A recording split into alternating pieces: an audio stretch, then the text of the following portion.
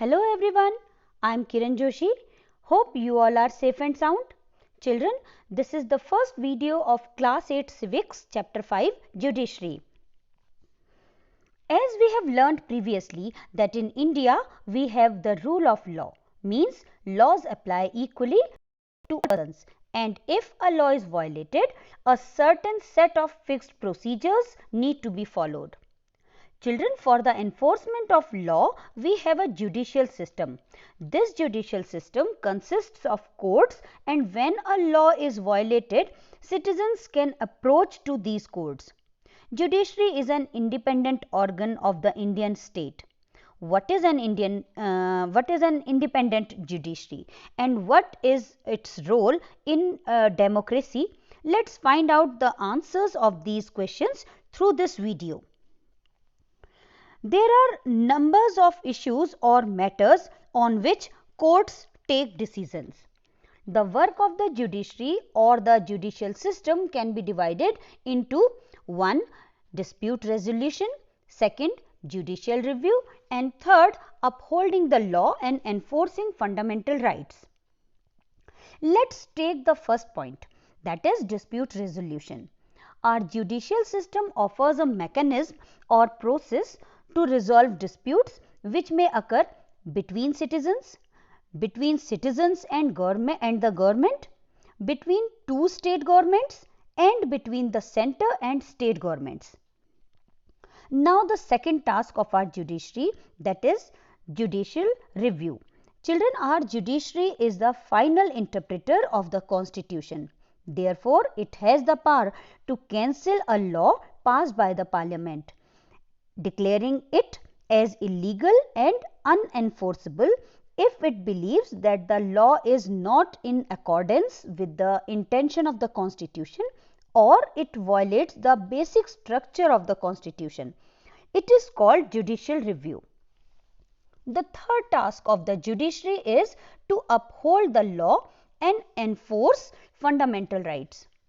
Children, every citizen of India can move to the court if they believe that their fundamental rights have been violated. If you remember, you learnt in class 7 the story of Hakim Sheikh, who was severely injured after falling from a running train and who was denied to be admitted in several government hospitals.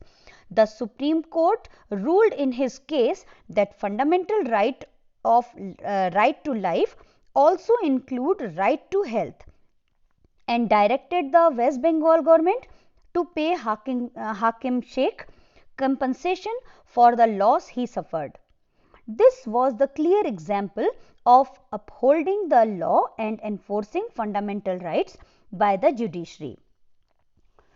Now let's understand the meaning of an independent judiciary.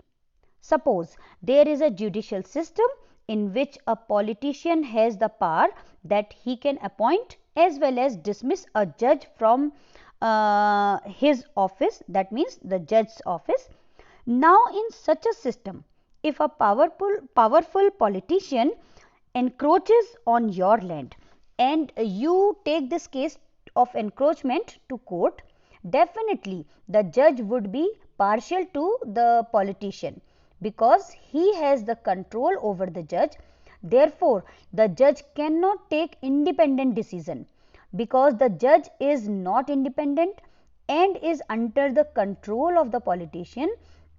It would force the judge to make all judgments in favor of the politician. But the Indian constitution protects against this kind of situation by providing for the independence of the judiciary.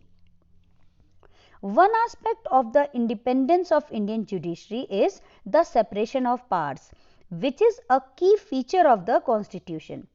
It means that the other two branches of the state, the legislature and the executive, cannot interfere in the work of judiciary. Judiciary is not under the government and does not act on their behalf. Now this separation of powers is effective only when the appointment of the judges in the High Court and the Supreme Court is done without or with very little interference of the legislature and executive. After their appointment, these judges of High Courts and Supreme Court cannot easily be removed from the office. As the judiciary is independent and not under the influence of legislature and executive, the courts can play an important and main role to ensure that these two branches of the government don't misuse their powers. The judiciary also plays an important role in protecting the fundamental rights of citizens, as I mentioned earlier, that they can approach the court if they believe that their rights have been violated. Now let's understand the structure of Indian judiciary. The judiciary is organized hierarchically, which has three different levels of court, as shown here in front of you. At the top, Supreme Court, then High Court, and at the lower level, subordinate or district court. At the lower level, there are several courts. These courts are called as subordinate or district courts. Children, the states are divided into districts and each district has a district court. The district court and the courts below it are called subordinate courts. These courts are of two types: civil courts which deal with civil cases, and criminal courts which deal with criminal cases. These courts are presided over by a district judge. Children, most people interact with these courts with their different kinds of cases. Most of the states have a high court, each with which is the highest court of the state. The High Court deals with all cases that are under the jurisdiction of the state. At the top of the hierarchical structure of judiciary is the Supreme Court, which is the highest court in India. It is located in New Delhi and is presided over by the Chief Justice of India. That means Chief Justice of India is the head of the Supreme Court. The decisions given by the Supreme Court are binding on all other courts in India. That means the judgment given has to be accepted by the other courts of India. Children, the Indian judiciary is single, integrated and unified. It means the different levels of courts are connected to each other and the decisions made by higher courts are binding on the lower courts. This integration can also be understood by the appellate system. Appellate system means if a person believes that the judgment given by the lower court is not just, or a person is not satisfied with the judgment given by a lower court, he or she can appeal to a higher court. Let's understand this appellate system through a case. This case is State Delhi Administration versus Lakshman Kumar and others, 1985, which was tried from lower courts to the Supreme Court. In February 1980, Lakshman Kumar married Sudha Goyal and they lived in a flat in Delhi with Lakshman's brothers and their families. On 2nd December 1980, Sudha died in hospital due to burns.